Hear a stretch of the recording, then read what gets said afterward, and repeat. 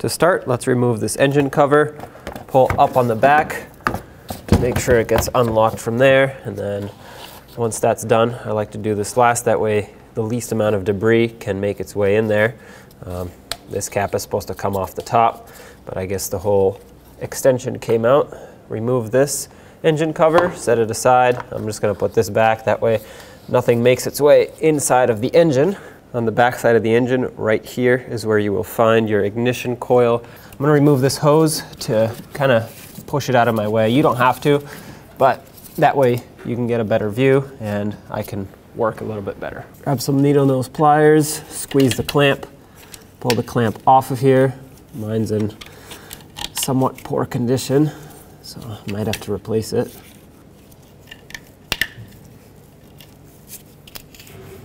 Okay, clamp's off. I'm gonna replace the clamp before I put this back on. Give this hose a little twist to break it free and slide it off of its fitting here.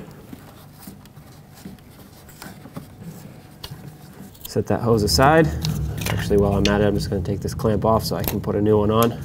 Next, what I want to do is disconnect the electrical connector, which is located right here. It has a little lock on it that you have to push or pry back, pull back, I should say. Just like that. And now that'll let you press on the tab to unlock it, pull the connection off.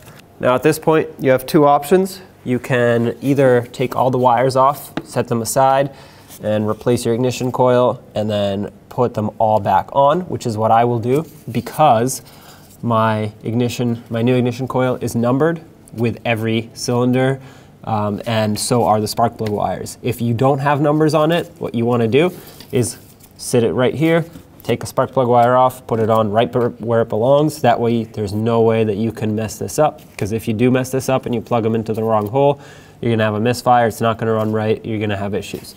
So the way I'm gonna do it, like I said, because I have numbers everywhere, is unplugging them. My wires are numbered, my ignition coil's numbered, so there's no issue here. I'm just gonna wiggle all of these off, set them to the side. Now I can remove my 4 10mm bolts that hold this ignition coil in place.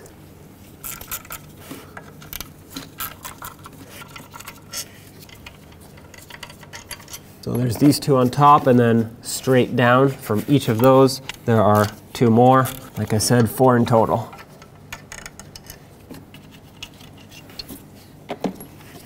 And now you can pull off your old ignition coil. There it is. Get your new ignition coil in position here. Line it up with all the bolt holes. I'm going to start one of the top bolts in so that it holds the assembly in. Doesn't want to fall down.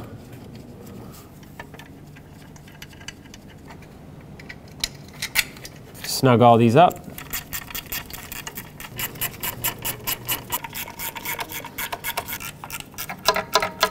Okay, and now it's time to plug in all the wires. But before I plug them in, what I'm going to do is put a little bit of silicone paste or dielectric grease right on these connections here, on the connection points.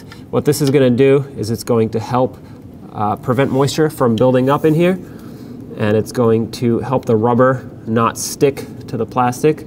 Now you can put this right on the spark plug wires or on here. I like to put it on the ignition coil part just because it's easier to apply and it doesn't get on your hands. If you put on the spark plug wires, it could get all over your hands, then it gets all messy. And you don't need a lot, just a little bit will do the trick. Now you read the numbers on the ignition coil and on the spark plug wires and you plug them in. So I'm going to go from that side to this side, start with cylinder number 6, which is this one right here. Plug it in and make sure it actually clicks and pushes down all the way. The next one is number 3, which looks like we have on this side. And that is this one.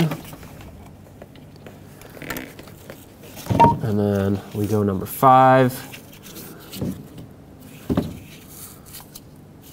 which is this one right here. And then 2, which is over here.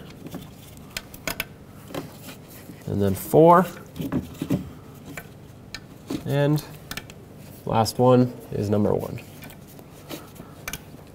Okay, again, make sure they click and lock in when you press them down. Now let's connect the main electrical connector.